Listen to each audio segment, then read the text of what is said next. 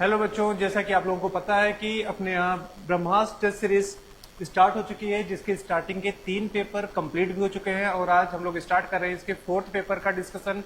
जहाँ पे जो टॉपिक कवर किए गए हैं, जो टॉपिक इसमें आ रहे हैं फिजिक्स में, वो स्टार्ट हुआ है मैग्नेटिक इफेक्ट ऑफ करंट से लेके लॉजिक गेट तक।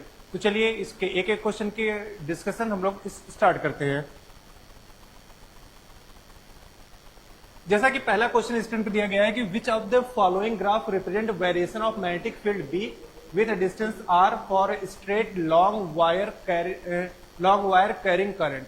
ठीक है, आपको पता है कि अगर हम लॉन्ग वायर की बात करें तो B is equal to mu naught upon 4 pi I by R sine phi 1 plus sine phi 2।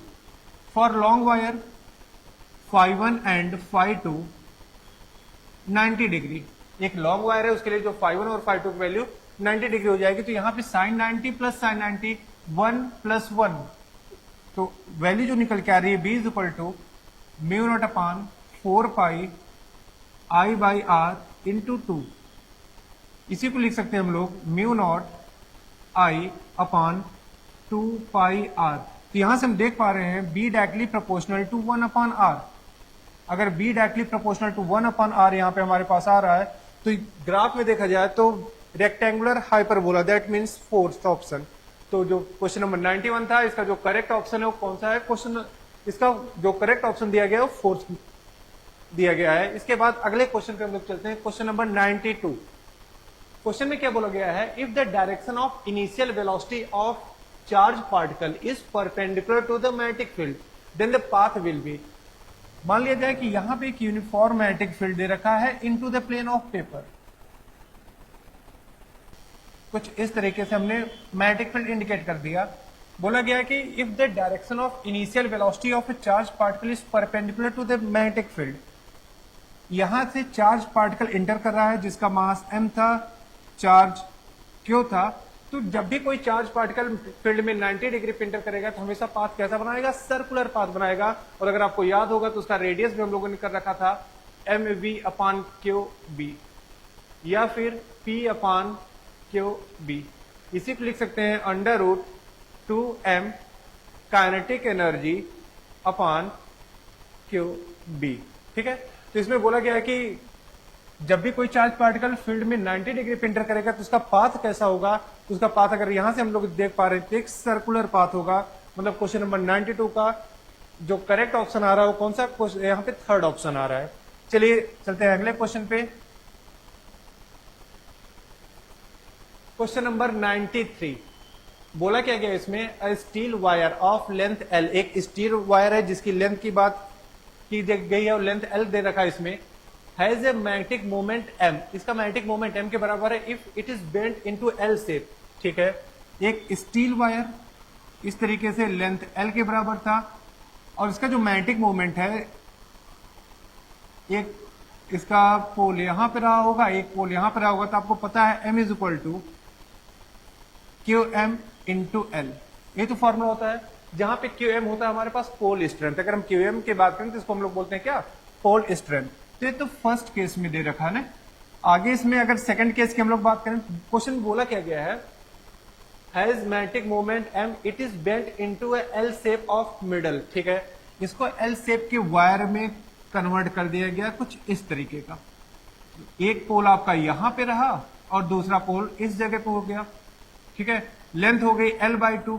Length L/2 क्यों हो गई? क्यों? क्वेश्चन में क्या बोला गया है? Bent in L shape from middle. Question में खुद करा है कि मिडल पॉइंट से इसको L शेप के वायर में कन्वर्ट कर दिया गया है। तो यहां पे देख पा रहे होंगे, अगर इनके दोनों पोल के बीच के डिस्टेंस की बात हम लोग करें, इस जगह पे इनके बीच के डिस्टेंस यहां से यहां तक की लेंथ मुझे कैलकुलेट करनी है। L/2 L/2, तो यहां पाइथागोरस लगा देंगे, L²/4 हो जाएगा और यहां भी आ जाएगा L²/4। सॉल्व करेंगे इसको तो यहां पे अंडर रूट 2 L²/4, यहां से आ रहा है L/2 या फिर यहां से L/√2। मतलब इनके बीच की जो लेंथ निकल के आ रही है, लेंथ निकल के आ रही है L/√2 के बराबर। तब नए मैग्नेटिक मोमेंट की अगर कैलकुलेशन की बात करें, M dash equal to pole strength, दोनों पोल में से कोई एक पोल, तो यहां पे लिख दिया गया Q M into length L by root two. तो यहां से Q M into L, Q M into L है तो एम के बराबर था, हमने पहले निकाल रखा था। तो जो एम डैश निकल के आ रहा है एम बाई रूट टू के बराबर निकल के आ रहा है। तो देखा जाए तो इसमें मैच कौन सा करेगा, 93 का फर्स्ट पार्ट, जिसमें आंसर दे रखा है हमारे पास Q M by root two. तो स्टार्टिंग के 91, 92 और 93 ये कंप्लीट हुए। अब अगले चलते हम लोग 94 पे। क्वेश्चन नंबर 94 बोला क्या गया है, the loop integral B dot D L around current carrying conductor has the value of 0.314 10 to the power -6 tesla metre, find the current in the wire. ठीक है, आपको ध्यान होगा बायो यहां पे एक एम्पियर सर्कुलर लॉ, अगर हम लोग बात करें एम्पियर सर्कुलर लॉ की, तो B dot D L is equal to mu naught upon I, mu naught into I. B dot D L equal to mu naught into I के बराबर यहां पे वैल्यू निकल के आएगी। तो अगर आगे सॉल्व किया जाए तो बी डॉट डी एल आपको दे रखा क्वेश्चन में, इसकी वैल्यू दे रखा सॉल्व करने के बाद 0.314 इंटू 10 पावर माइनस का 6 equal to mu naught times I, mu naught times of I.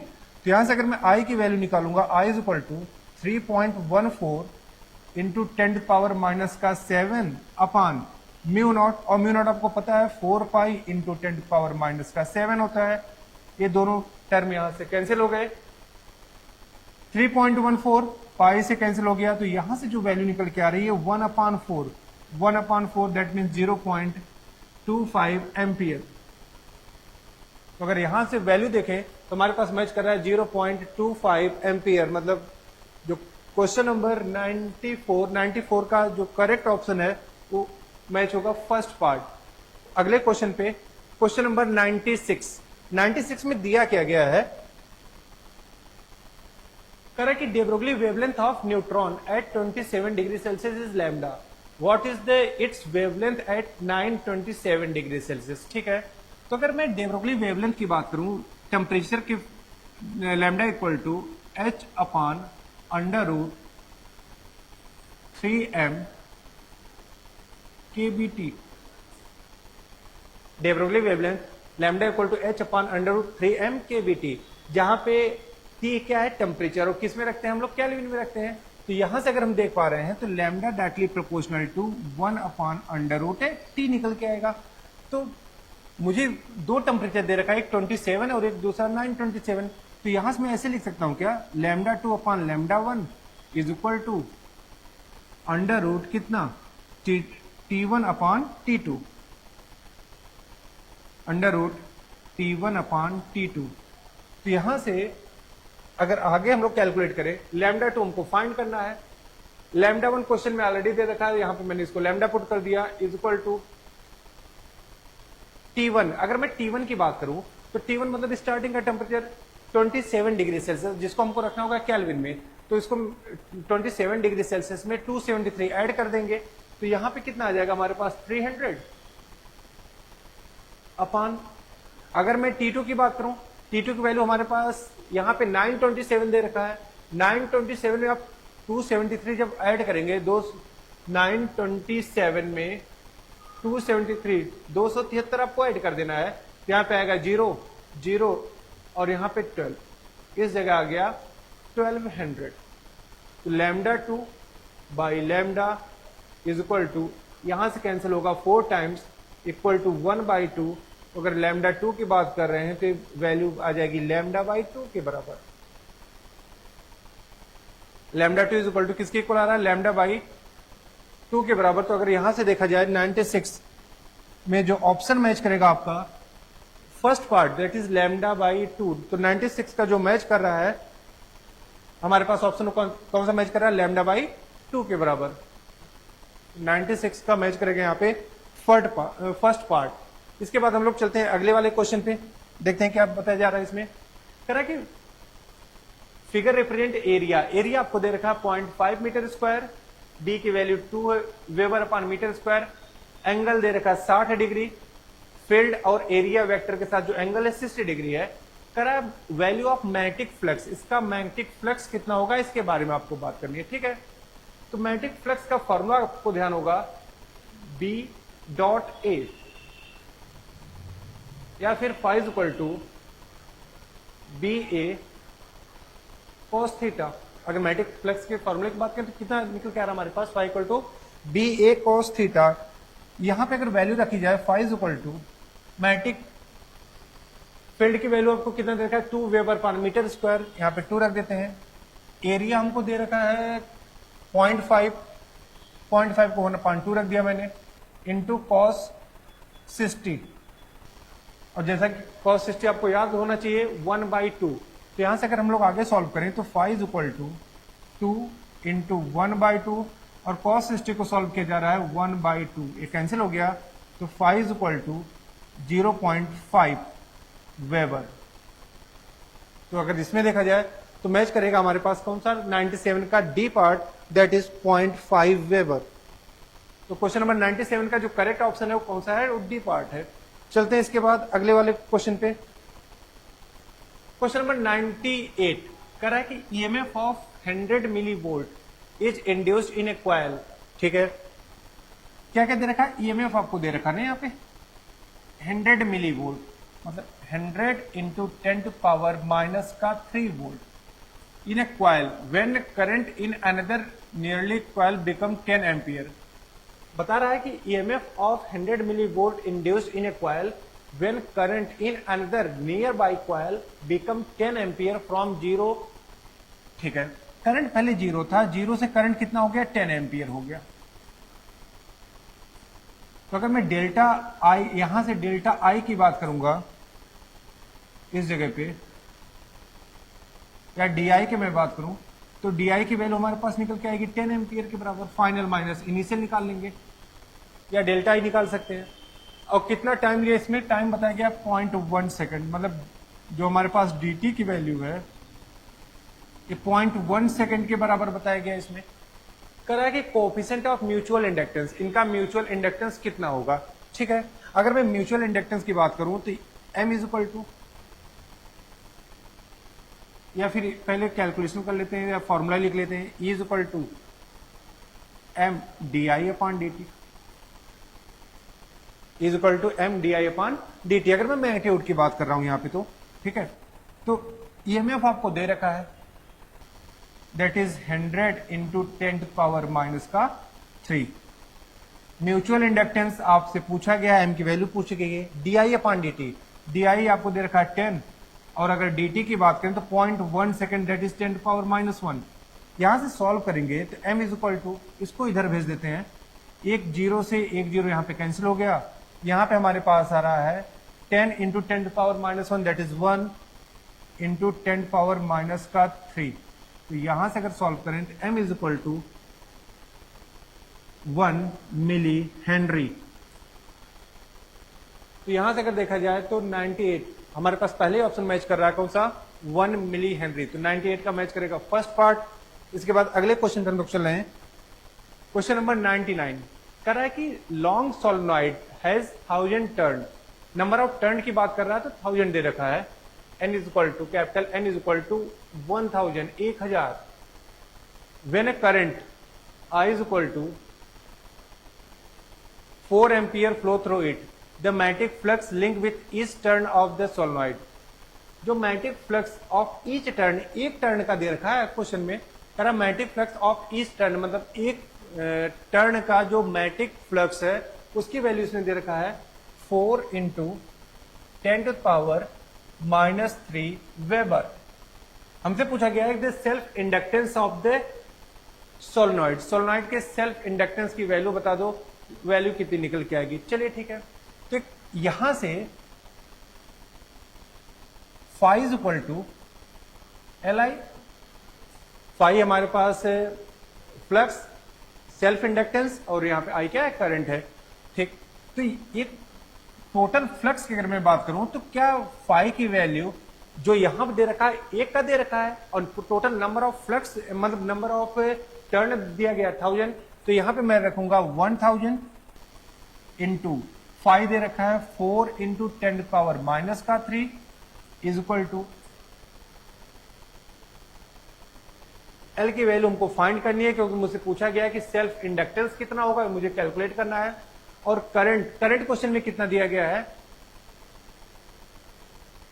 4 ampere. तो यहां से देख पा रहे होंगे आप, 4 से 4 कैंसिल होगा, 10 पावर माइनस 3 से तीनों जीरो कैंसिल हो जाएंगे। L is equal to 1 Henry.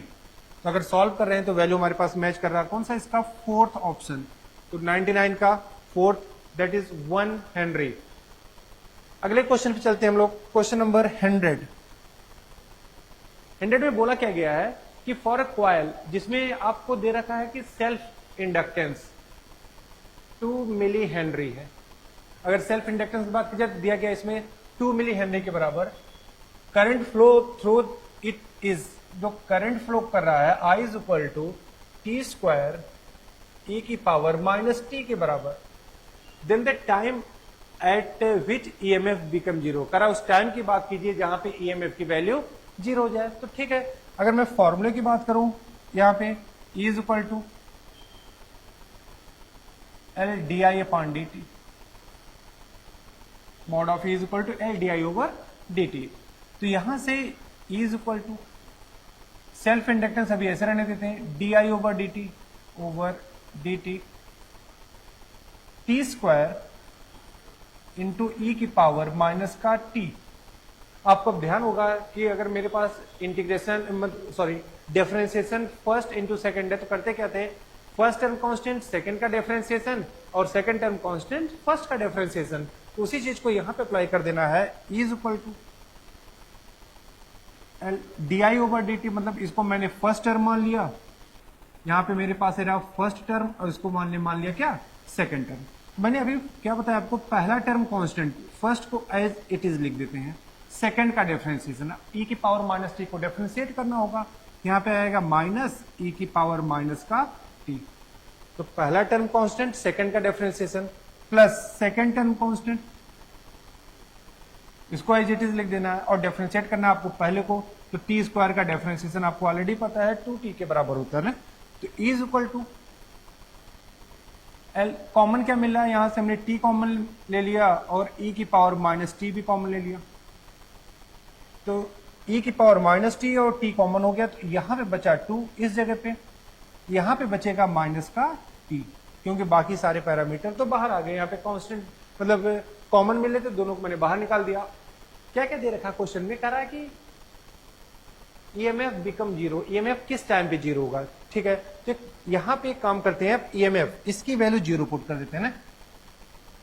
Zero is equal to L T E की power minus T 2 minus T. तो यहां से अगर सॉल्व किया जाए तो एक तो टी की वैल्यू जीरो निकल के आ रही है, यहां से अगर देख पा रहे हो टी की वैल्यू, अगर मैं इसको जीरो बराबर कर दे रहा हूं तो टी की वैल्यू जीरो निकल के आ रही है। दूसरा क्या कि इसको ले जाके यहाँ पे डिवाइड कर दिया जाए इस जगह पे, तो मेरे पास बचेगा 2 माइनस टी। तो यहां से टी की वैल्यू 2 के बराबर आ रही है। तो ये तो स्टार्टिंग का टाइम था और यहां 2 सेकंड बाद दोबारा ईएमएफ क्या होने वाला है, जीरो होने वाला है। तो अगर मैं यहां से देख पा रहा हूं तो जो मेरे पास ऑप्शन मैच करने वाला कौन सा, फर्स्ट पार्ट। तो क्वेश्चन नंबर 100 का मैच करेगा अपना कौन सा, फर्स्ट पार्ट। चलिए इसके बाद आगे चलते हैं, क्वेश्चन नंबर 101 कह रहा है कि conducting rod moving in a uniform magnetic field according to the diagram then which end is at low potential. कह रहा है इसमें से कौन सा लो पोटेंशियल पे होगा। हमारे पास एक डायग्राम दे रखा है, ठीक है, magnetic field into the plane of paper, यहां पे क्रॉस दिया गया है तो आप देख पा रहे होंगे magnetic field into the plane of paper है। कंडक्टिंग रॉड ऐसे रखा गया और एक यूनिफॉर्म वेलोसिटी से फील्ड में ऐसे जा रहा है। ठीक है, तो अगर आपको फ्लेमिंग राइट हैंड रूल याद होगा तो उसमें, sorry Fleming left hand rule अगर आपको पता हो तो उसमें क्या बताया गया था कि अगर मैं इस 4 फिंगर की बात करूं या स्टार्टिंग में मैं तीनों फिंगर को म्यूचुअली परपेंडिकुलर अरेंज करूं कि ये वाली फिंगर हमारे पास जो फील्ड के डायरेक्शन में हो, यहाँ वाली फिंगर हमारे पास करंट के डायरेक्शन में हो, तो जो फोर्स की डायरेक्शन होगी या जो चार्ज की वेलोसिटी की डायरेक्शन होगी थंब इंडिकेट करेगा। बस उसी को इस पे अप्लाई कर देना है। और कह रहा है लोअर पोटेंशियल कौन सा होगा, तो that is lower potential match करेगा हमारा कौन सा, option second part.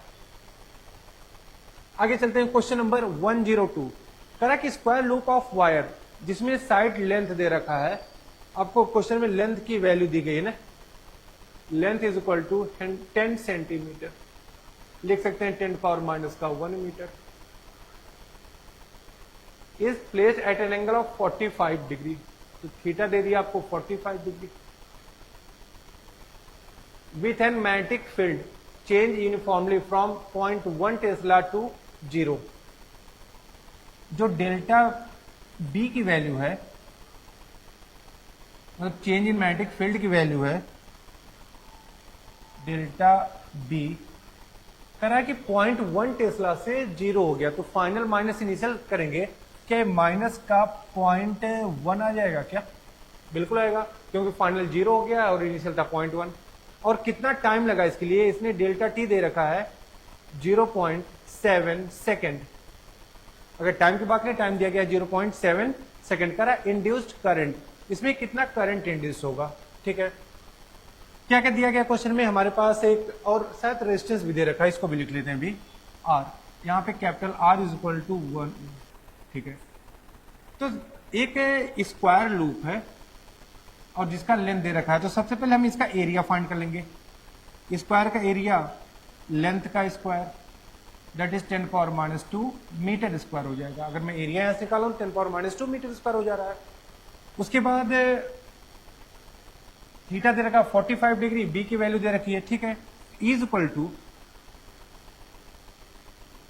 D phi over D T, या mod of equal to D phi over D T. तो मैंने यहाँ पे इक्वल टू लिखा माइनस का D phi over D T, जहां पे फाई क्या है, फाई हमारे पास मैग्नेटिक फ्लक्स, टी हमारे पास टाइम दे रखा है यहाँ पे। इसी को थोड़ा सा सॉल्व करते हैं, तो माइनस का डी फाई, मैं इसको लिख सकता हूं एरिया इंटू डेल्टा बी, क्योंकि बी तो चेंज हो रहा है ना, अपॉन डेल्टा टी लिखा जा सकता है ऐसे। तो यहां से is equal to minus area कितना आ रहा है हमारे पास 10 पावर माइनस का 2। हाँ, एक चीज और, एंगल भी दे रखा है यहाँ पे, तो phi equal to B A cos theta होता है ना, तो यहाँ पे वैल्यू भी रख देते हैं कॉस थीटा। तो यहां से हमारे पास एरिया आएगा 10 power minus 2 into delta B, delta B मतलब चेंज इन मैग्नेटिक फील्ड, कितना निकल के आया था इस जगह से, अगर देखें हम लोग, तो आया था माइनस का 0.1, जिसको मैं माइनस माइनस प्लस कर देता हूँ, 10 पावर माइनस 1 लिख देता हूँ डेल्टा बी की जगह। कॉस थीटा, थीटा 45, तो कॉस 45 1/√2, 1 अपॉन अंडर√2, और टाइम कितना बताया गया था 0.7 सेकेंड, ठीक है। इसको सॉल्व करेंगे हम लोग इस जगह पे, तो आएगा 10 पावर माइनस का 3 अपॉन √2,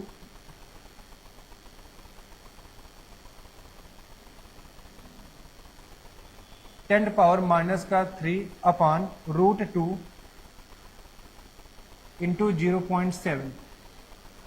हमसे पूछा क्या गया था इसमें कि इंड्यूस करंट, करंट कितना इंड्यूस होगा, ठीक है। तो E is equal to I R लगा देते हैं, तो I इज इक्वल टू किसके बराबर हो जाएगा, ए आ जाएगा E अपॉन आर के बराबर। तो यहां से अगर सॉल्व किया जाए, इसको रेशनलाइज कर देते हैं हम लोग, √2 से ऊपर नीचे मल्टीप्लाई कर देंगे, तो √2 upon 2 into 0.7 into 10 power minus का 3, और रेजिस्टेंस की जो वैल्यू दे रखी है क्वेश्चन में, R equal to 1 ohm into 1 कर दिया जाएगा, तो I इज इक्वल टू √2 की वैल्यू 1.4 और 1.7 इंटू 2, ये भी आ जाएगा 1.4 इंटू 10 पावर माइनस का 3 निकल के आ रहा है। ये सॉल्व करेंगे तो I is equal to 10 power minus का 3 मतलब 1 मिली हेनरी, 10 पावर माइनस का 3 एम्पियर, सॉरी हेनरी नहीं एम्पियर में दे रखा है, बेसिकली करंट फाइंड करना था। तो करंट हमारे पास निकल कर रहा है I इक्वल 10 पावर माइनस का 3 एम्पियर, इसको लिखा जा सकता है 1 मिली एम्पियर। तो अगर करंट की वैल्यू की बात करें, तो करंट की जो वैल्यू निकल के आ रही है इसमें 1 milli ampere, that is first part. तो क्वेश्चन नंबर 102 का जो मैच कर रहा है करेक्ट ऑप्शन वो कौन सा है, फर्स्ट पार्ट। चलिए इसके बाद चलते हैं क्वेश्चन नंबर 103। करा ratio of RMS value of to the average value of a current over a positive half cycle. Positive half cycle में आरएमएस वैल्यू और एवरेज वैल्यू का रेशियो पूछा गया, ठीक है। तो अगर आईआरएमएस की बात की जाए, आईआरएमएस आपको ध्यान होगा I0/√2 होता है। उसके अलावा हमसे पूछा गया है कि एवरेज वैल्यू, ठीक है, आई एवरेज की बात कर लेते हैं। ये होता है 2I0/π हाफ साइकिल के लिए। फुल साइकिल में तो वैल्यू 0 हो जाती है इसकी। किसका रेशियो बताना है? रेशियो ऑफ आरएमएस वैल्यू, मतलब हमको I R M S upon average value, I average बताना है। तो आई आर एम एस हो जाएगा आपका I/√2 और आई एवरेज निकल के आ जाएगा 2I0/π। तो I0 से I0 कैंसिल हो जाएगा, पाई ऊपर गया, π/2√2। तो यहां पे अगर देखा जाए तो 103 मैच करा अपना कौन सा? π/2√2, दैट इज फर्स्ट पार्ट, π/2√2। चलिए चलते हैं क्वेश्चन नंबर 104 पे। करा कि N AC circuit using inductor and capacitor in series. एक एसी सर्किट की बात कर रहा है जिसमें इंडक्टर और कैपेसिटर लगाए गए हैं सीरीज में। मैक्सिमम करंट है जो मैक्सिमम करंट मतलब बताना चाह रहा है कि रेजोनेंस हो चुका है, एक्सएल और एक्सी आपस में बराबर हो चुके हैं, जिसमें यहाँ पे हमको इंडक्टर की वैल्यू दे रखी है, कैपेसिटर की वैल्यू दे रखी है, मतलब इंडक्टर का इंडक्टेंस और कैपेसिटेंस दे रखा है। Angular frequency of AC input voltage omega is equal to 1/,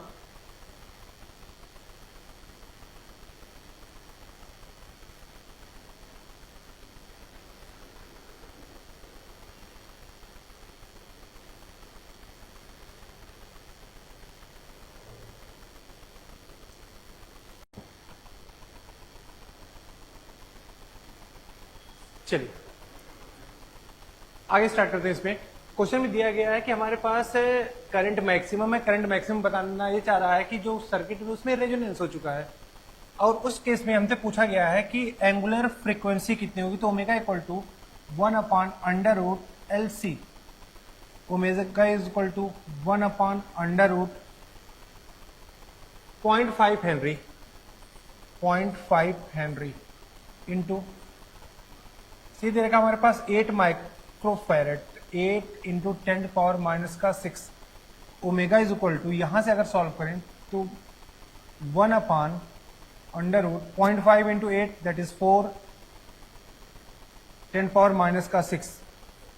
यहां से अगर सॉल्व किया जाए तो यहां से आ जाएगा 1/2 इंटू 10⁻⁻3, या फिर ये ऊपर जाएगा तो 1000 हो गया, 1000 हो गया बाई 2। तो सॉल्व करने के बाद वैल्यू आ रही है हमारे पास 500। तो 500 रेडियन पर सेकंड। 104 का मैच कर रहा है कौन सा? Option number 1। आगे चलते हैं। इसके बाद क्वेश्चन नंबर 105 करा कि transformer in a transformer number of turn in primary are 140। Number of turn in primary दे रखा है आपको, एनपी दे रखा है ना 140, दैट ऑफ सेकेंडरी मतलब एनएस दे रखा है, ये कितना है 280। Current in primary is 4 ampere. Current in primary IP दे रखा हमारे पास 4 एम्पियर। आगे पूछा गया है then that of in secondary, करा सेकेंडरी में करंट बताओ, आई सेकेंडरी कितना होगा। ठीक है, अगर हम लोग ट्रांसफार्मर में बात करें तो वहां पे ध्यान आ रहा होगा आपको, पढ़ा गया था NS/NP मतलब number of turn in secondary upon number of turn in primary, ये बराबर होगा IP/IS के। तो number of turn in secondary कितना था 280, number of turn in primary ये कितना था 140, is equal to I in primary that is 4, I in secondary find करना था। यहां से कैंसिल हो गया 2 से, तो 2 यहां से, तो आई सेकेंडरी इक्वल टू 2 एम्पियर। तो अगर यहां पे देखें क्वेश्चन नंबर 105, तो 105 का जो करेक्ट ऑप्शन है जो मैच कर रहा है यहाँ पे that is second part 2 ampere. चलते हम लोग अगले क्वेश्चन पे। क्वेश्चन नंबर 106 करा कि 200 ohm resistance and 1 henry inductance are connected in series.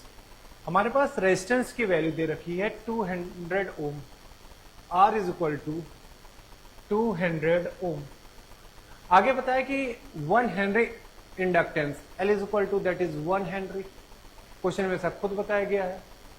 Are connected in series with an AC circuit, AC circuit से कनेक्टेड है। कह रहा है frequency of source is this, F is equal to आपको दे रखा है 200/2 pi, then phase difference between V and I. कह रहा है इनके फेज डिफरेंस की वैल्यू की बात कीजिए। अच्छा क्वेश्चन में देखा जाए तो एल आर सर्किट है, एक सीरीज एल आर सर्किट। अगर एल आर सर्किट है तो यहां पे आपको ध्यान आ रहा होगा कि इसका जो tan फाई निकल के आता है, tan phi that is XL by R, tan phi is equal to XL by R, जहां पे फाई क्या है, फाई फेज डिफरेंस होता है वी और आई के बीच में। तो यहां से tan phi is equal to XL की जगह हम रखेंगे omega L by R, omega 2 pi F होता है, तो 2 पाई एफ आपको दे रखा है ऑलरेडी 200/2 पाई। यहां तो वैल्यू दे रखा था एफ की, तो एफ की वैल्यू मैंने पुट कर दिया। एल इज इक्वल टू दे रखा हमारे पास 1/आर की वैल्यू कितनी है, दैट इज 200। 2 पाई से 2 पाई कैंसिल हो गया, 200 से 200। तो यहां से अगर हम tan फाई की वैल्यू की बात करें, tan फाई इक्वल टू 1, तो फाई इज इक्वल टू कितना निकल के आएगा, 45 degree. tan phi is equal to 1, that is phi is equal to 45 degree. तो अगर इसमें से देखा जाए तो 106 मैच कर रहा है कौन सा, option number third, that is 45 degree. चलते हैं अगले क्वेश्चन पे 107। कह रहा है कि फॉर एनी ईएम वेव आपको ई की वैल्यू दे रखा है, E is equal to 100 volt upon metre and B is equal to 3.33 into 10⁻⁻⁷ tesla. Correct, rate of energy flow per unit area, rate of energy flow per unit area अगर ध्यान आ रहा हो तो कुछ E cross B upon mu naught, कुछ Poynting vector के form में पढ़ा गया था। तो ई क्रॉस बी अपान कितना, म्यू नॉट। तो यहां से सारी वैल्यू देखते हैं हमारे पास क्या क्या दे रखा है।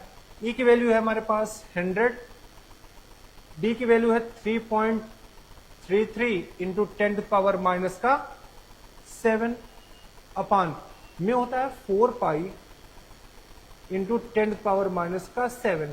तो 10⁻⁷ से 10⁻⁷ यहां से कैंसिल कर देते हैं हम लोग, इज इक्वल टू 100 से मल्टीप्लाई करेंगे 333 अपान 4 इंटू 3.14, 333 अपान 4 इंटू 3.14। अगर इसको सॉल्व किया जाए तो जो वैल्यू निकल के आएगी सॉल्व करने के बाद, दैट इज 26.5। अगर सॉल्व करके वैल्यू चेक करेंगे that is 26.5 joule upon metre square. तो 107 का जो मैच करेगा दैट इज सेकेंड पार्ट। आगे चलते हम लोग क्वेश्चन नंबर 108। कह रहा है कि देर आर 3 वेवलेंथ, 3 वेवलेंथ आपको दे रखा है 10⁻⁵, 10⁻⁻⁻ और 10⁻⁻⁷। कह रहा फाइंड देयर रिस्पेक्टिव नेम्स, इनका नेम्स बताओ। आपको पता होगा कि इलेक्ट्रोमैग्नेटिक वेव में जो इलेक्ट्रोमैग्नेटिक वेव की अगर बात करें तो उसके स्पेक्ट्रम में जो सबसे बड़ी वेवलेंथ होती है वो रेडियो वेव की होती है, जो सबसे छोटी होती है वो होती है गामा रेज की। तो यहाँ पे 10⁻⁵ सीधे दिख रहा है कि सबसे ज्यादा wavelength that is radio wave, 10⁻⁻⁻ X rays, 10⁻⁻⁷ visible. तो 108 एक सिंपल था क्वेश्चन जिसमें मैच करा हमारा कौन सा, फर्स्ट पार्ट 108 का first, radio wave, X rays और विजुअल रेज। आगे चलते हैं इस पे 109 पे क्वेश्चन में क्या दे रखा है कि find the ratio of energy of photon produce due to transition. Photon की एनर्जी की बात कर रहा है, energy of photon due to transition of electron from hydrogen, electron of hydrogen from its second permitted energy level. Second permitted मतलब N की value 2 है।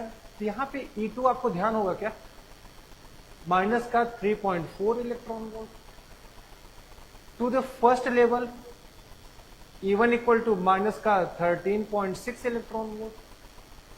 करा है कि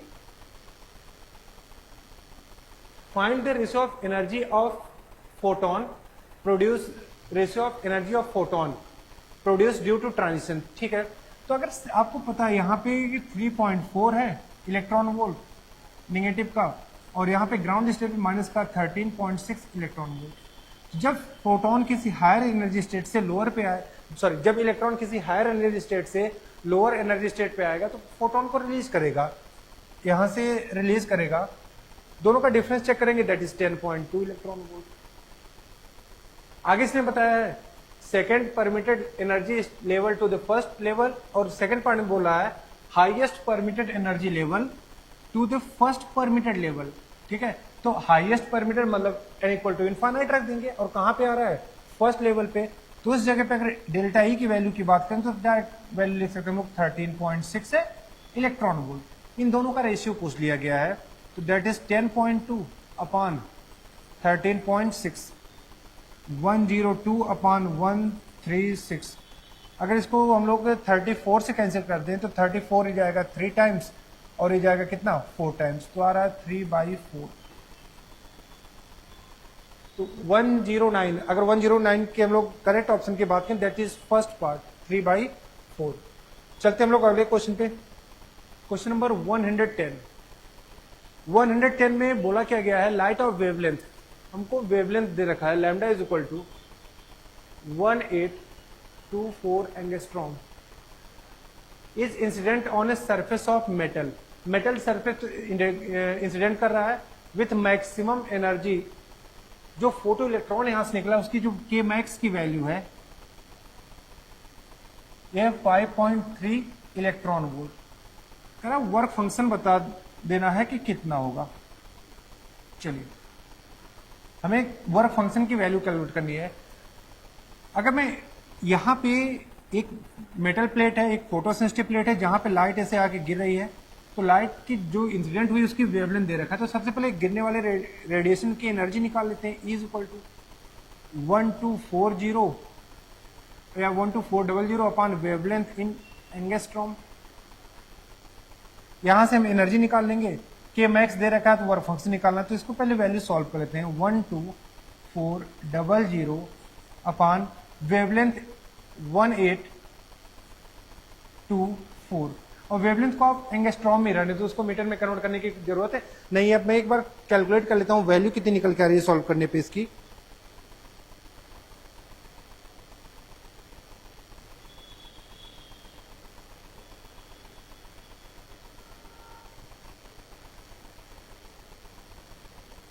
सिक्स 6.8 के आसपास वैल्यू जा रही है।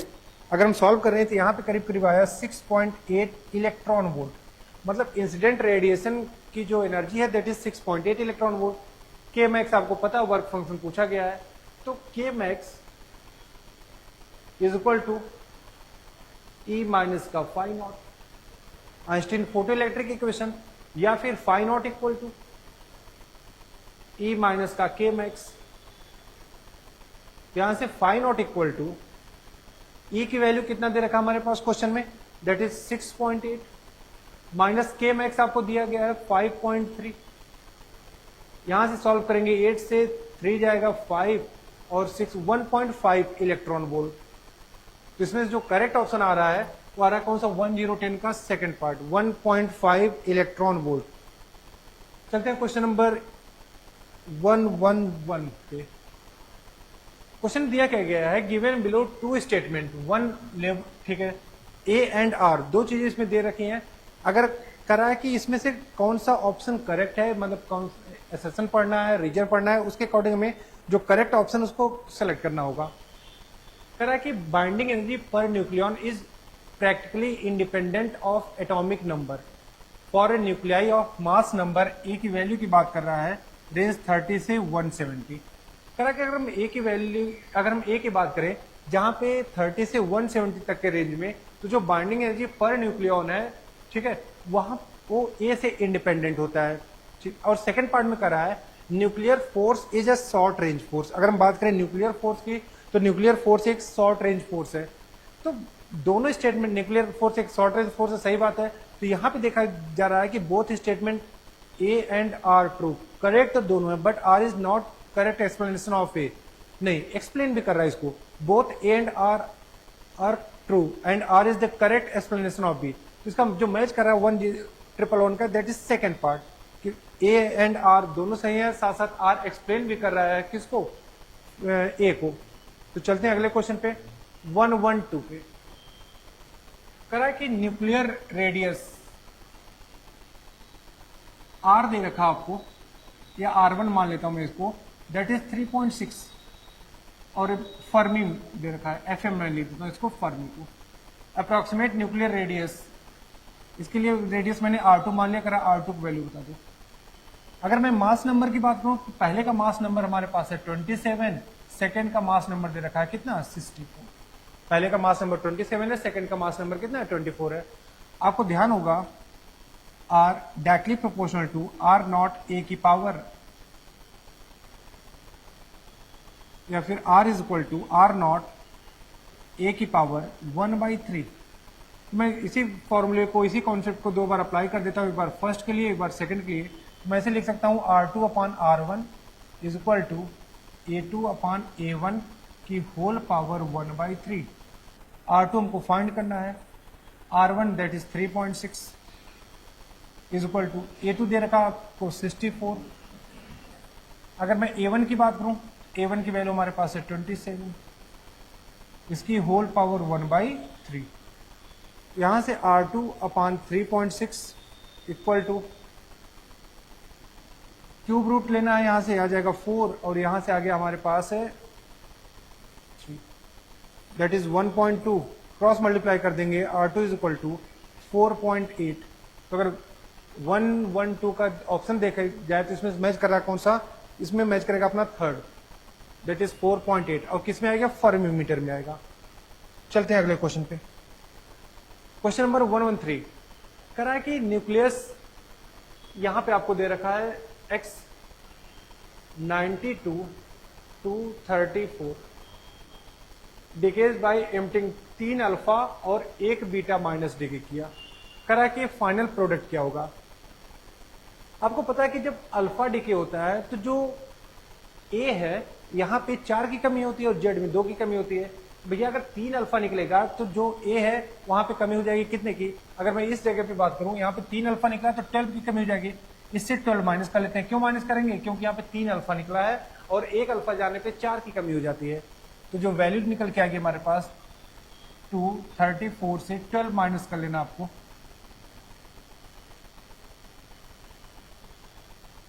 टू 34 से 12 माइनस कर लेंगे 2 मतलब ए की वैल्यू तो 222 आ रहा है। कब, जब 3 अल्फा निकला। साथ साथ मैंने ये बताया था कि जब भी जेड की अगर बात करें तो अल्फा डी के होने पे जेड में 2 की कमी हो जाती है। तो यहाँ पे कितना कमी होगी, 3 निकला तो 6 की कमी, तो माइनस का 6 यहाँ पे आ जाएगा आपके पास 86। साथ साथ एक बीटा माइनस भी निकला है। बीटा माइनस जब भी निकलेगा ए पे कोई फर्क नहीं पड़ेगा और जेड 1 से बढ़ जाता है। तो यहाँ पे अगर वैल्यू की मैं बात करूं इस जगह पे तो प्लस 1 हो जाएगा। क्यों, क्योंकि यहाँ पे बीटा माइनस भी निकला है। तो जो हमारे पास फाइनल प्रोडक्ट बना है y 87 222। तो यहाँ पे देखा जाए मैच कर रहा है अपना कौन सा, थर्ड ऑप्शन 113 का करेक्ट थर्ड। चलते हम लोग अगले क्वेश्चन पे। क्वेश्चन नंबर 114 करा binding energy of deuteron. Deuteron की बाइंडिंग एनर्जी दे रखा है 1H1 1H2 की binding energy 1.15 million electron volt per nucleon. And alpha particle के बारे में अगर बात करें तो He4 दे रखा है इसके लिए 7.1 million electron volt per nucleon. ये भी 1.15 million electron volt per nucleon में, और सेकंड भी 7.1 million electron volt per nucleon में। आगे क्या बोला है, कल एक रिएक्शन यहाँ पे दे रखा है, इसका क्यू वैल्यू बताएंगे कि क्यू वैल्यू कितनी निकल के आएगी। यहां से यहां तक आपको रिएक्शन दे रखा है इस जगह पे। ठीक, तो सबसे पहले करते क्या है यहाँ पे कि इक्वेशन हमारे पास है 1H1 या 1H2 प्लस 1H2, यहां से बना हमारे पास 2He4 प्लस क्यू। तो बाइंडिंग एनर्जी पर न्यूक्लियन दिया है, अगर मैं नंबर ऑफ न्यूक्लियन से मल्टीप्लाई कर दूंगा तो मुझे बाइंडिंग एनर्जी मिल जाएगी। यहाँ पे इसके लिए आपको करना क्या होगा, 1.15 मल्टीप्लाई बाई 2। सिमिलरली यहाँ पे भी 1.15 मल्टीप्लाई बाई 2। यहाँ से अगर मैं 2 से मल्टीप्लाई करूंगा 2.3 आएगा, प्लस यहाँ भी मल्टीप्लाई करेंगे तो 2.3 आ जाएगा, ये आ रहा है 4.6। मतलब इधर मैंने सॉल्व कर लिया, वैल्यू निकल के आ गई 4.6। यहाँ पे अगर इस साइड देखा जाए तो इसका बाइंडिंग एनर्जी पर न्यूक्लियन कितना दिया था क्वेश्चन में, 7.1। तो 7.1 में अगर नंबर ऑफ न्यूक्लियन से मल्टीप्लाई करूंगा, दैट इज 4 से मल्टीप्लाई कर देना मुझे, यहाँ पे आ जाएगा 4 और यहाँ पे आ जाएगा 28.4। हमसे पूछा गया क्यू वैल्यू कितनी होगी, यहाँ पे सॉल्व करके मुझे क्यू वैल्यू निकालनी है, ठीक है। तो 28.4 और 4.6, 14 से 6 गया 8, और यहां पे आ गया आपका 7 से 4 गया 3, और यहां पे इस जगह पे आ जाएगा 2, 23.8। तो अगर इसमें देखा जाए 114 में जो मैच कर रहा है that is third part, 23.8 million electron volt हमारे पास क्यू वैल्यू यहां पे निकल के आ रही है। चलते हैं अगले क्वेश्चन पे, question number 115। Correct current through a battery, इसमें बैटरी में किससे कितनी करंट फ्लो हो रही है, हमें इसके बारे में बात करनी है। तो सबसे पहले पॉजिटिव टर्मिनल यहां पे कनेक्टेड है, या सीधे यहां पे दिख रहा है रिवर्स बायस है, और रिवर्स अपने डायोड बिहेव करता है एज ए ओपन स्विच की तरह, तो इसका तो सर्किट में कोई काम नहीं रहा। यहां पे अगर देखा जाए इस तरीके से, तो इसकी बायसिंग है फॉरवर्ड बायसिंग, इस जगह पे एक क्लोज स्विच हो जाएगा और यहाँ पे एक ओपन स्विच हो जाएगा। अगर ओपन स्विच हो गया तो इस वाले रेजिस्टेंस में कोई भी करंट फ्लो होने वाली नहीं है, तो सारी करंट यहाँ से कुछ ऐसे निकल के आ जाएगी। तो हम देख पा रहे हैं 3 ओम का कोई काम नहीं रहा, 4 और 2 6, क्योंकि सीरीज में जा रहे हैं यहाँ पे, तो आर इक्विवेलेंट इसका निकल के आ रहा है 6 ohm. V is equal to I R, इसको अप्लाई कर देते हैं, V is equal to I R, I is equal to V upon R. V की वैल्यू की अगर बात की जाए तो V कितना दे रखा हमारे पास 12। अगर मैं रेजिस्टेंस की बात करूंगा तो रेजिस्टेंस हमारे पास है 6, दैट इज 2 एम्पियर। मतलब जो इसमें करंट फ्लो हो रही होगी 115 में, वो फ्लो हो रही है 2 एम्पियर। तो इसका जो करेक्ट ऑप्शन है 115 का, दैट इज थर्ड पार्ट। आगे चलते हैं नेक्स्ट क्वेश्चन पे, क्वेश्चन नंबर 116। करा कि electron concentration in N type semiconductor is same that hole concentration in a P type semiconductor for external field electric field is applied across each of them, compare the current. आपको पता है कि जो अगर हम mobility की बात करें, ठीक है, तो मोबिलिटी इलेक्ट्रॉन की कहीं ज्यादा होती है एज कंपेयर टू होल्स। तो अगर इलेक्ट्रॉन की मोबिलिटी ज्यादा है कंपेयर टू होल से, तो वहां पे जो कंडक्टिविटी होगी एन टाइप में, क्योंकि एन टाइप में मेजॉरिटी में इलेक्ट्रॉन होते हैं, तो उसकी कंडक्टिविटी ज्यादा होगी as compare to P type. तो यहाँ पे current in N type is greater as compare to P type. सीधे क्वेश्चन नंबर 116 का अगर देखा जाए तो यहाँ पे मैच कर रहा है कौन सा, ऑप्शन नंबर 4। तो क्वेश्चन नंबर 116 का मैच किया ऑप्शन नंबर 4। आगे चलते हैं इसमें, question number 117। Correct graph between the stopping potential V naught and frequency of incident photon is a photo cell is a straight line with slope. का slope बता दो, ठीक है।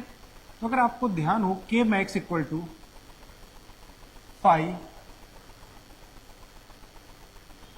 तो फिर ऐसे लिख लेते हैं K max equal to E minus का फाई नॉट।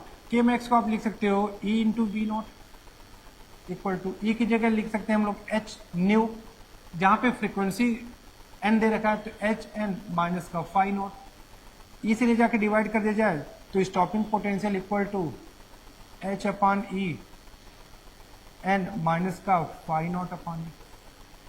इसको कंपेयर करेंगे y equal to M X plus C से, y is equal to M X plus C, Y axis पे वी नॉट, एक स्ट्रेट लाइन दिख रहा है यहाँ पे जिसका स्लोप किसके बराबर है, एच अपान ई के बराबर। तो 117 मैच कर रहा है इसमें कौन सा, fourth part, that is H upon E. चलते हैं अगले क्वेश्चन पे, क्वेश्चन नंबर 118। हमारे पास कर रहा है कि in a given figure diode D is connected to an external resistance.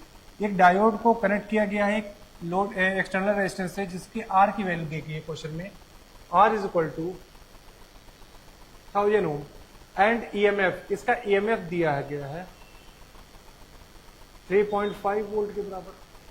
करा if battery if barrier potential develop across the diode, जो बैरियर पोटेंशियल है V B are equal to 0.5 volt, the current in the circuit, करा circuit में कितनी current flow कर रही है, ठीक है।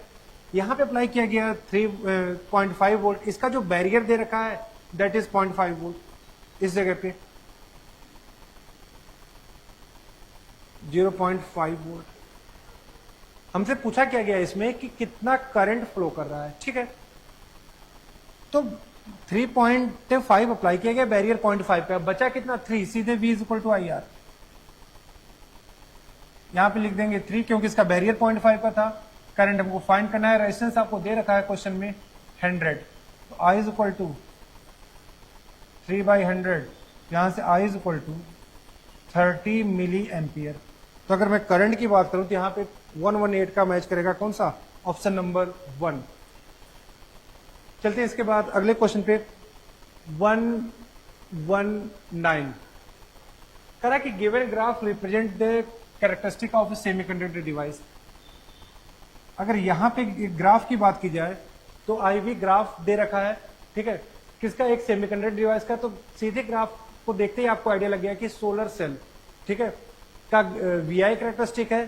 तो यहां पे करा it is a photodiode, photodiode है नहीं, एलईडी है नहीं, it is a VI characteristic for a solar cell where point A represent to open circuit.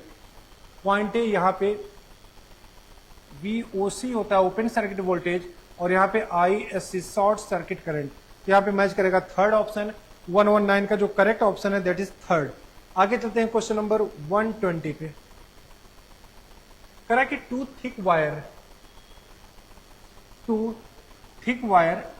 And two thin wire are of same material and same length.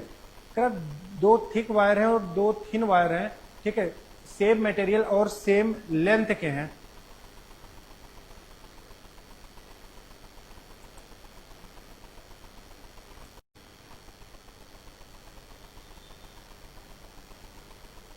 चलिए start करते हैं इसके आगे। करा distance between end of wings of aeroplane is 5 metre. Length की बात करा question में दैट इज 5 मीटर। आगे इसने बताया aeroplane is moving with a velocity v is equal to 200 kilometre per second, that is 10 power 3 metre per second. तो यहां से v इज इक्वल टू हमारे पास आएगा 2 into 10 to power 5 metre per second. करा EMF induced across the wing, कितना EMF induce होगा, is equal to BVL। EMF is equal to motional EMF लिखा गया फॉर्मूला। यहाँ पे हमारे पास जो मैग्नेटिक फील्ड की वैल्यू है दैट इज 10 टेस्ला, क्वेश्चन में दे रखा है B is equal to 10 tesla. तो यहाँ पर रख देंगे हम लोग 10 मैग्नेटिक फील्ड की वैल्यू, किस वेलोसिटी जा रहा था 2 इंटू 10 टू पावर 5 और लेंथ दे रखा है 5। तो यहाँ से सॉल्व करने के बाद जो वैल्यू निकल के आ रही है इज इक्वल टू 10, 5 टू 10 और यहाँ पे 7, 10 to power 7 volt.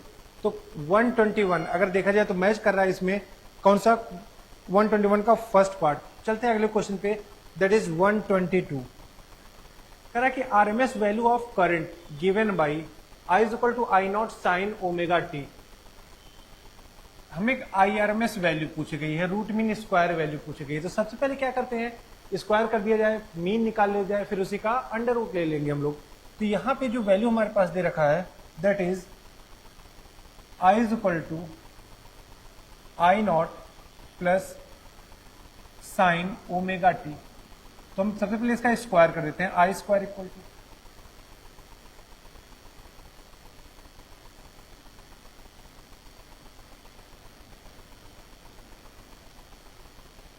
I is equal to I naught plus I naught sine omega T. मैं इसका स्क्वायर कर देता हूं, I square equal to I naught square plus I naught square sine square omega T plus 2 I naught square sine omega T, A square plus B square plus 2ab। तो यहां से अगर पहला काम तो कंप्लीट कर लिया हमने, स्क्वायर कर दिया, फिर मुझे इसका मीन निकालना है, आई स्क्वायर का मुझे मीन लेना है। तो आपको पता है कि साइन ओमेगा टी या कॉस ओमेगा टी की जो एवरेज वैल्यू होती है कंप्लीट साइकिल के लिए, तो वैल्यू जीरो निकल के आ जाएगी। जिसको हमने यहाँ पे पूरी वैल्यू, एवरेज वैल्यू इसकी जीरो हो जा रही है इस जगह पे। बचा कितना, I naught square plus I naught square by two. ये बाई टू कैसे आ गया, क्योंकि अगर मैं साइन स्क्वायर ओमेगा टी की एवरेज वैल्यू की बात करूंगा तो वैल्यू तो 1/2 के बराबर होती है। यहां से I square is equal to 3 I naught square by two. दो काम हमने कंप्लीट कर लिया, स्क्वायर, मीन, और लास्ट में हमें आई इसका अंडर रूट ले लेना है, तो आई आर एम एस मिल जाएगा हमको। I R M S equal to I naught root 3/2। यहाँ जो आई आर एम एस की वैल्यू निकल के आ रही है that is I naught root 3/2। तो 122 का जो करेक्ट ऑप्शन मैच कर रहा है that is second part, 122 second part, I naught root 3/2। चलते हैं अगले क्वेश्चन पे। क्वेश्चन नंबर 123 बोला क्या गया है कि electromagnetic wave is propagating in a vacuum along Z axis. Electric field component आपको यहां पे दे रखा है, करा मैग्नेटिक फील्ड का कंपोनेंट बताओ कितना निकल के आएगा। ठीक है, तो अगर मैग्नेटिक फील्ड की बात करें तो सब B इज इक्वल टू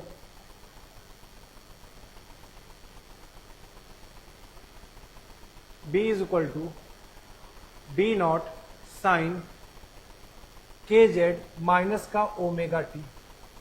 आपको पता है इलेक्ट्रोमैग्नेटिक वेव में कि इलेक्ट्रिक फील्ड, मैग्नेटिक फील्ड दोनों एक दूसरे के परपेंडिकुलर होते हैं, साथ साथ जिस डायरेक्शन में वेव ट्रेवल कर रही है उसकी भी परपेंडिकुलर होते हैं। तो अगर मैं यहां पे देखूं इस जगह पे, तो क्वेश्चन में खुद बताया गया है कि जो वेव ट्रेवल कर रही है वो जेड डायरेक्शन में, जेड एक्सिस के अलॉन्ग है। इलेक्ट्रिक फील्ड वाई में है, सॉरी इलेक्ट्रिक फील्ड एक्स में है, तो बचा कौन सा, वाई वाला कंपोनेंट। तो यहाँ पे मैं बी वाई लिख दूंगा। ठीक है, मुझे बी नॉट की वैल्यू निकालनी है। C is equal to E naught upon B naught. तो यहां से जो बी नॉट निकल के आएगा वो आएगा ई नॉट बाई सी। इस वैल्यू को उठा के यहां पर रख दिया जाए तो B Y is equal to E naught upon C sine के जेड माइनस का ओमेगा टी। तो अगर देखा जाए तो इसमें जो करेक्ट ऑप्शन है that is D Y is equal to E naught upon C sine के जेड माइनस का ओमेगा टी। मतलब 123 का जो करेक्ट ऑप्शन मैच कर रहा है वो कौन सा, थर्ड ऑप्शन। चलते हैं अगले क्वेश्चन पे। क्वेश्चन नंबर 124 करा है ratio of day Broglie wavelength for 2 to 1 transition Li++ He++ and hydrogen. ठीक है, तो अगर फॉर्मूले की बात करें इस जगह पे हम लोग फिर से 1/λ equal to R Z square 1/n1 का स्क्वायर माइनस 1/n2 का स्क्वायर। इस जगह पे अगर देखा जाए तो ट्रांजिशन दोनों में तो 2 से 1 हो रहा है, मतलब ये वाली वैल्यू सबके लिए कांस्टेंट है। Z Rydberg constant already constant है सबके लिए, तो मैं यहां से देख सकता हूं lambda directly proportional to 1/z square. तो अगर मैं लिथियम की बात करूंगा तो यहां पे λ1 इसको कंसीडर कर लेते हैं, जो कि डायरेक्टली प्रोपोर्शनल होगा 1/9 के। कोई कांस्टेंट के लगा दिया जाए तो इसको मैं कांस्टेंट के बराबर करके 1/9 लिख देता हूं। λ1 इज इक्वल टू 1/9। मैंने कांस्टेंट वगैरह 1 कंसिडर कर लिया यहाँ पे। λ2 is equal to, second case में अगर बात करें हीलियम के लिए तो यहां से आ जाएगा 1/4, क्योंकि इसके लिए जेड की जो वैल्यू होती है 2 होती है। थर्ड की बात करें λ3, यह आ जाएगा 1/1। हाइड्रोजन एटम है, मुझे तीनों का रेशियो पूछा गया ना, तो λ1 रेशियो λ2 रेशियो λ3 तो बराबर आएगा 1/9, 1/4, 1/1, या फिर इसको लिख सकते हैं 4/9/36। तो 4/9/36। तो अगर क्वेश्चन नंबर 124 का जो करेक्ट ऑप्शन निकल के आ रहा है that is third part 4/9/34, 4/9/36, question number 124। चलते हैं अगले क्वेश्चन पे। क्वेश्चन पे दिया गया है कि magnitude of day Broglie wavelength for electron, एक तो इलेक्ट्रॉन की बात किया है, proton, neutron and alpha particle having a same kinetic energy. साथ साथ ये बता रखा है कि इन सबके पास जो काइनेटिक एनर्जी है वो इक्वल है, सेम काइनेटिक एनर्जी। और कितना दे रखा है, that is 1 million electron volt. हमसे पूछा गया है कि करेक्ट ऑर्डर कौन सा है, ठीक है। तो lambda equal to h upon under root 2m into kinetic energy. अब यहां से देख पा रहे होंगे कि सबकी काइनेटिक एनर्जी बराबर है, मतलब की कांस्टेंट है, 2 कांस्टेंट है, h कांस्टेंट है, तो lambda directly proportional to 1 upon under root m। जिसका मास ज्यादा होगा उसका वेवलेंथ कम होगा, इसका वाइस वर्सा। तो आपको पता है कि मास सबसे कम होता है किसका, इलेक्ट्रॉन का, तो इलेक्ट्रॉन की वेवलेंथ सबसे ज्यादा, तो लैम्डा ई सबसे ज्यादा होगा। उसके बाद प्रोटॉन लैम्डा पी, फिर किसकी बात करेंगे, न्यूट्रॉन लैम्डा एन, और जो सबसे ज्यादा मास होगा वो अल्फा का होगा, उसकी वेवलेंथ जो होगी सबसे कम होगी लैम्डा अल्फा। तो एक सही सीक्वेंस की अगर बात की जाए तो इलेक्ट्रॉन की वेवलेंथ, प्रोटॉन, न्यूट्रॉन, उसके बाद अल्फा, मतलब 125 का जो करेक्ट ऑप्शन है दैट इज थर्ड पार्ट। चलते हैं अगले क्वेश्चन पे, दैट इज 126। क्वेश्चन में क्या बोला गया है कि susceptibility of a paramagnetic material is की, पैरामेटिक मटेरियल की जो ससेप्टेबिलिटी है वो के बराबर है। What is the susceptibility is a के एट 27 डिग्री सेल्सियस। करा कि टेम्परेचर बता दो जिसमें ससेप्टेबिलिटी कितनी हो जाए, हमारे पास k/2 के बारे में, मतलब ससेप्टेबिलिटी k/2 के बराबर हो जाए। Susceptibility is equal to c/t, जहां पे c कांस्टेंट है और t टेम्परेचर, टेम्परेचर केल्विन में रखेंगे हम लोग। तो अगर मैं पहले केस की बात करूं, पैरामेटिक मटेरियल है, इसकी ससेप्टेबिलिटी दे रखा है k 27 डिग्री सेल्सियस पे, तो ससेप्टेबिलिटी सेकंड केस का अपान ससेप्टेबिलिटी फर्स्ट केस का इक्वल टू लिखा जा सकता है T1 अपान T2, क्योंकि c कांस्टेंट है यहाँ पे। अगर आगे सॉल्व किया जाए तो इसकी वैल्यू दे रखा हमको k/2, फर्स्ट की वैल्यू दे रखा k is equal to T1 कितना दिया था, T1 की अगर बात करें, टेम्परेचर की बात करें, तो पहले केस में 27 degree Celsius that is 300 kelvin. T2 हमको निकालना है, k से k कैंसिल हो गया, T2 is equal to 600 kelvin, या फिर T2 इज इक्वल टू, यहाँ पे डिग्री सेल्सियस में दे रखा है 273, माइनस कर लेते हैं इसको, 273 अगर यहाँ से माइनस कर लिया जाएगा, 7 9 से 7 गया दैट इज 2, और यहाँ बचा 5, 5 से 2 गया 3, 327 डिग्री सेल्सियस, मतलब 126 का जो करेक्ट ऑप्शन मैच करेगा दैट इज फोर्थ पार्ट। तो हम लोग पहुंच गए हैं 126 पे। अगले क्वेश्चन चलते हैं 127, क्वेश्चन नंबर 127। कह रहा है कि logic gate circuit has 2 input, 2 input आपको दे रखा है A और B, और साथ साथ इसका आउटपुट भी दे दिया। कह रहा है इसमें से कौन सा लॉजिक यूज किया गया होगा या कौन सा लॉजिक गेट यूज किया गया होगा, ठीक है। तो यहां पे देख पा रहे होंगे दैट इज 0 1 0 1 0 1 0, यहां पे 0 1 1 0 0 1 0 0 0, तो यहां भी हमारे पास 0 आ रहा है, 1 1 पे वैल्यू 1 आ जा रही है, 0 1 दैट इज 0, यहां पे भी 0 दिया इसने, यहां वैल्यू 0 दे रखा है, यहां पे 1 दे रखा है, यहां पे 0 दे रखा है। मैं देख पा रहा हूं यहाँ पे कि अगर एक भी मुझे 0 मिला तो आउटपुट मुझे 0 मिल जा रहा है, और साथ साथ आउटपुट 1 तब मिला है जब दोनों इनपुट इसके 1 हो रहे हो। तो ये तो एंड गेट है, क्योंकि एंड गेट की अगर बात करें तो वहां पे A.B, ये तो उसका बुलियन इक्वेशन है, y is equal to A into B के बराबर, ठीक है। तो अगर A और B में से कोई एक 0 हो जाएगा तो आउटपुट 0 हो जाएगा। तो यहाँ पे सिंपल सा क्वेश्चन नंबर 127 अगर देखा जाए तो कौन सा मैच करेगा, इसमें फर्स्ट पार्ट एंड गेट। चलते हैं अगले क्वेश्चन पे, दैट इज 128। कह रहा है कि output y of a logic circuit is, इस लॉजिक सर्किट का जो आउटपुट है इसको इसने लॉजिक सर्किट इज 0, कह रहा है कि 0 कब आएगा, ठीक है। यहां पे गेट कौन सा, और गेट, यहां पे एंड गेट, और यहां पे भी बात करेंगे तो कौन सा गेट हमारे पास है, और गेट है। तो अगर इस जगह पे मैं यहां के अकॉर्डिंग वैल्यू की चेक कर लूं, पहले केस में मेरे पास 1 है और यहां पे 0, तो 1 प्लस 0 दैट इज 1 आ जाएगा, और यहां से आएगा हमारे पास 0 और 1, ये 0 आ जाएगा लेकिन 1 मिल जा रहा है, मतलब पहला तो नहीं मैच कर रहा है। सेकंड देखते हैं 0 और 0, तो या इस जगह पे जब हम जीरो रख देंगे यहाँ पे जीरो, और बी भी हमारा जीरो था, तो zero plus zero that is zero, क्योंकि और गेट है, दोनों को ऐड कर देगा। यहाँ से जीरो इंटू वन, ये भी जीरो हो जाएगा, और फिर से और गेट, तो यहाँ पे आउटपुट में जीरो मिलना स्टार्ट हुआ। मतलब इसका करेक्ट ऑप्शन जो मैच कर रहा है 128 का, वो सेकंड पार्ट। आगे चलते हैं क्वेश्चन नंबर 129 पे। कह रहा कि breakdown voltage of A Zener diode is 12 volt. Zener diode का जो ब्रेकडाउन वोल्टेज है वो 12 वोल्ट है, 12 वोल्ट। आगे बोला है it is used in A voltage regulator. इसको यूज कर रहे हैं हम लोग एज ए वोल्टेज रेगुलेटर। आपको पहले से भी पता है कि हम लोग जो जीनर डायोड होता है इसको यूज करते हैं जो वोल्टेज रेगुलेटर की तरह। आगे इसने बोला है कि find the current through a diode. Diode में कितनी करंट फ्लो हो रही है इसकी वैल्यू बता देनी है, ठीक है।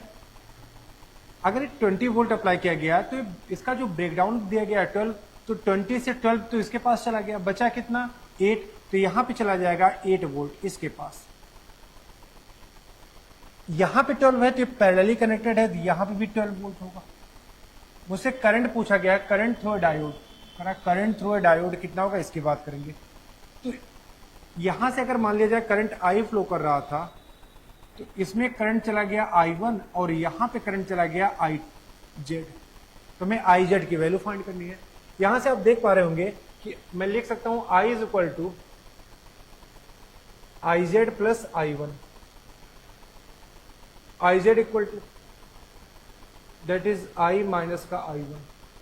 तो यहां से IZ इज इक्वल टू, अगर I की वैल्यू की बात की जाए, करंट कितनी फ्लो कर रही थी, तो यहां पे 8 वोल्ट अपॉन 250 माइनस I1 की अगर मैं बात करूं कि इसमें I1 कितना गया था इस जगह पे, तो वोल्टेज मुझे पता है, रेजिस्टेंस पता है, तो वोल्टेज था 12 अपॉन 1000।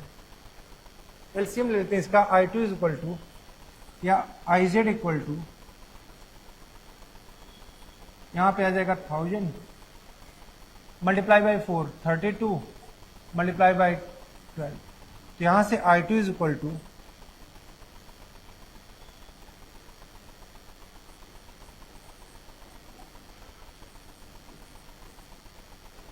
20/1000 कैंसिल हो गए। तो यहां से सॉल्व क्या आ रहा है 20 मिली एम्पियर। तो जो करंट जीनर डायोड में जाएगा वो कितना जा रहा है, दैट इज 20 मिली एम्पियर। तो अगर मैं इस पे करेक्ट ऑप्शन की बात करूं तो मैं कर रहा है कौन सा, फर्स्ट पार्ट। क्वेश्चन नंबर 130 करा कि radius of current carrying coil, radius of current carrying coil is R. एक करंट कैरिंग कॉइल का रेडियस दे रखा आर के बराबर। करा ratio of magnetic field at the centre of coil and axial point, ठीक है। एक कॉइल है, इसका रेडियस आर के बराबर दे दिया इसने, इसके सेंटर से r√3 डिस्टेंस पे कोई एक पॉइंट है P। करा है कि यहां सेंटर पे फील्ड और इस जगह फील्ड का रेशियो बता देना है कि वैल्यू कितनी निकल के आएगी। करा, ठीक है। तो अगर मैं B is equal to formula लिखना स्टार्ट करूं तो mu naught I R square upon 2 R square plus x square की पावर कितना आएगा 3/2। ये तो इसके एक्सेस पे यहां पे हम लोग फील्ड की वैल्यू निकालने जा रहे हैं। B is equal to mu naught I R square upon 2। यहां से अगर x की वैल्यू की बात करें तो x हमारे पास कितना है r√3, इसका स्क्वायर कर देते हैं। यहां से r स्क्वायर और 3r स्क्वायर हो गया 4r स्क्वायर की पावर 3/2। अगर सॉल्व करें तो I mu naught I R square upon 2, under root लेंगे 2r क्यूब कर देंगे तो यहां पे आ जाएगा 2r का क्यूब दैट इज 8r की पावर 3, क्योंकि 2r स्क्वायर का पहले अंडर रूट ले लिया तो 4r स्क्वायर का अंडर रूट आ गया हमारे पास, 2r क्यूब कर दिया 8r क्यूब। यहां से सॉल्व किया गया ना, तो म्यू नॉट I अपॉन जो वैल्यू निकल के आ रही है वो 16r के बराबर है। ये तो मैंने एक्सेस पे निकाल लिया, यहाँ पे फील्ड की वैल्यू निकाल लिया। अगर मैं सेंटर पे बात करूं, बी एट सेंटर, इस जगह पे, तो फॉर्मूला होता है mu naught I upon 2r। अब पूछा कहाँ का रेशियो है, कह रहा radius of current carrying conductor is r, then the ratio of magnetic field at centre.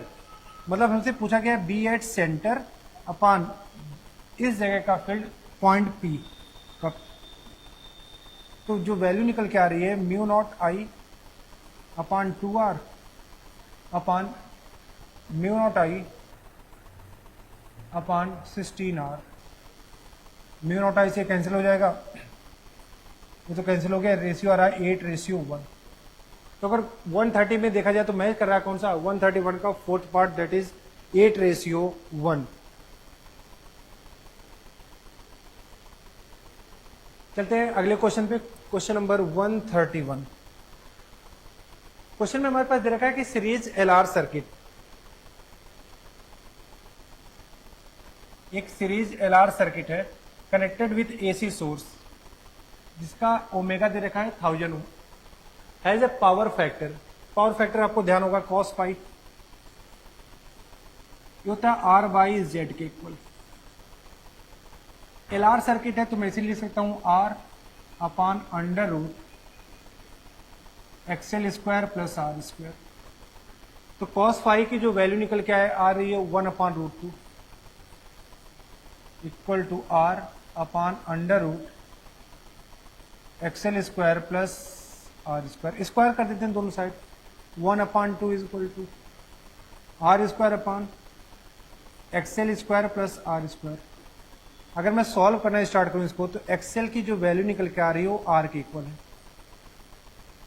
इसको इधर भेज देते हैं, 2r², सॉल्व करेंगे एक्सएल इक्वल टू आर के बराबर। आगे इसने क्या बोला है, ईएमएफ चेंज, ईएमएफ को चेंज कर दिया, पहले यहाँ पे 1000 था, अब यहाँ पे 2000 कर दिया, करा न्यू पावर फैक्टर, इसका नया पावर फैक्टर क्या होगा। ठीक है, तो सबसे पहले तो मैं एक्सएल की वैल्यू फाइंड कर लूंगा, क्योंकि एक्सएल चेंज हो जाएगा। XL equal to omega L होता है, तो पहला 1000 था, दूसरा यहाँ पे 2000, मतलब पहले का डबल कर दिया गया। तो इस जगह पे क्या, अगर वैल्यू की बात की जाए, कुछ ऐसे लिख देते हैं, थोड़ा सा कैलकुलेशन खत्म हो जाएगी। फिर पहले केस में XL is equal to 1000 L के बराबर था। सेकंड केस में एक्सएल डैश में लिख देता हूं इसको, ये हो जाएगा 2000 एल के बराबर, क्योंकि XL equal to omega L होता है। तो यहां से देख पा रहे होंगे XL dash equal to 2 times of XL, या फिर हम लिख सकते हैं XL dash equal to 2 XL equal to R, पहले कैलकुलेट हो चुका था यहाँ पे।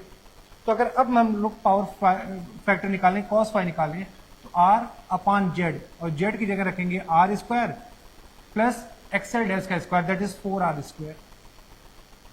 यहां से are upon under root 5r², तो cos फाई यह जाएगा 1/√5। तो सेकंड केस में जो सॉल्व करने के बाद आंसर आ रहा है 131 का, मैच करा कौन सा, थर्ड पार्ट। तो 131 क्वेश्चन नंबर थर्ड, मतलब 131 का जो ऑप्शन मैच करा वो मैच करा थर्ड पार्ट। आगे चलते हैं 132 पे।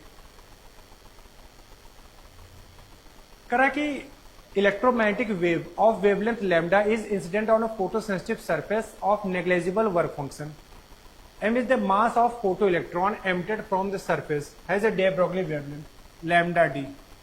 ठीक, यहां पे हमारे पास एक सरफेस है और इस तरीके से रेडिएशन यहां पे आके गिरना स्टार्ट हुआ।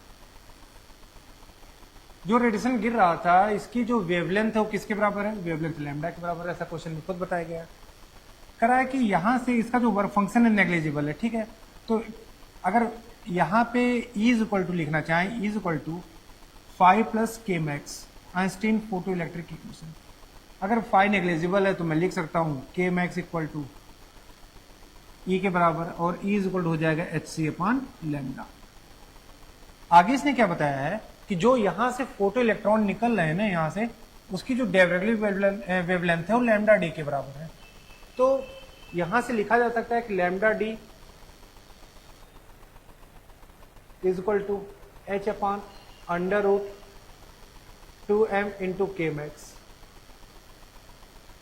कुछ इस तरीके से लिख सकते हैं हम लोग, यहां से लैम्डा डी का स्क्वायर कर दिया जाए और यहाँ भी आ जाएगा h स्क्वायर अपॉन 2m।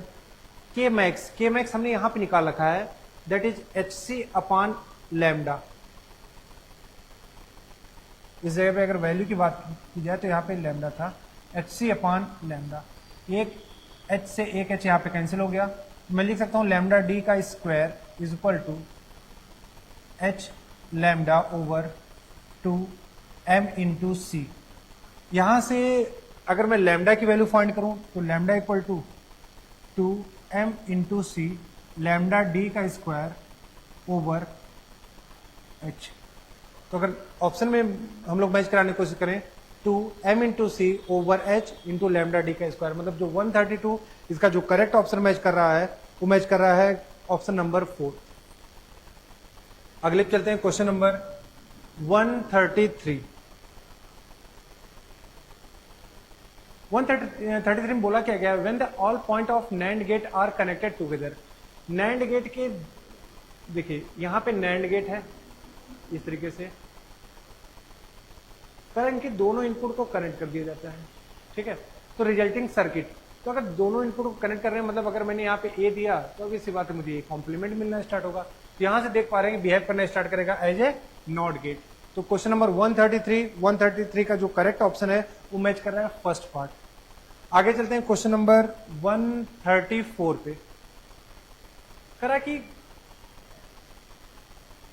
अगर क्वेश्चन की बात करें क्वेश्चन नंबर 134 में बताया क्या गया है कि a current carrying straight wire is kept along axis of a circular loop carrying a current, ठीक है, स्ट्रेट वायर इज। आगे क्या क्या एक बार फिर से क्वेश्चन पढ़ते हैं। A current carrying straight wire is kept along axis of a circular loop carrying a current, circular loop में carrying a current the straight wire, ठीक है। इसमें चार ऑप्शन दे रखा है, will exert an inward force on the circular loop, दूसरा will exert an outward force on the circular loop, तीसरा will not exert any force on circular loop, ठीक है। करा कि हमारे पास करंट कैरिंग स्ट्रेट वायर है, इसको रखा गया एक सर्कुलर लूप के एक्सेस पे, कितना फोर्स डेवलप होगा हमें इसके बारे में बात करनी है। तो सीधे यहां पे दिख रहा है will not exert any force on the circular loop. 134 का मैच करेगा थर्ड ऑप्शन